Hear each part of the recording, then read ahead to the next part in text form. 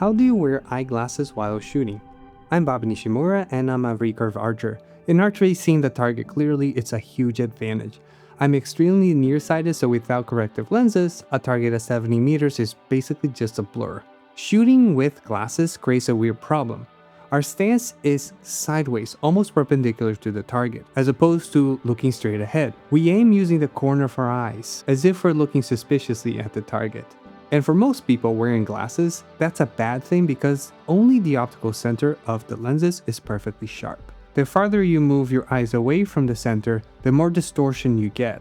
So while aiming, the target is never quite clear with regular glasses.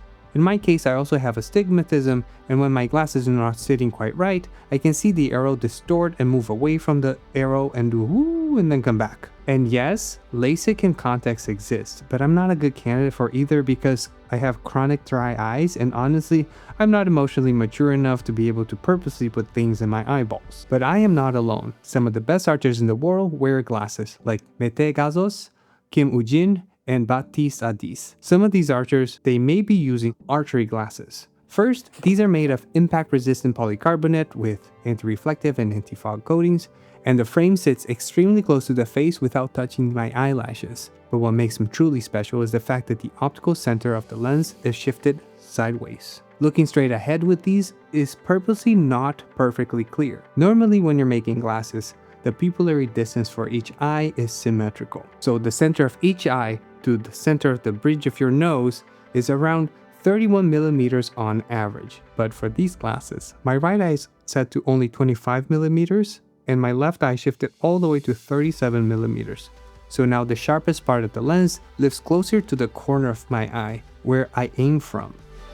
And the trade-off is also that on the other side is nauseatingly blurry, especially when I'm walking. Another weird thing that happens when wearing glasses is near sunset.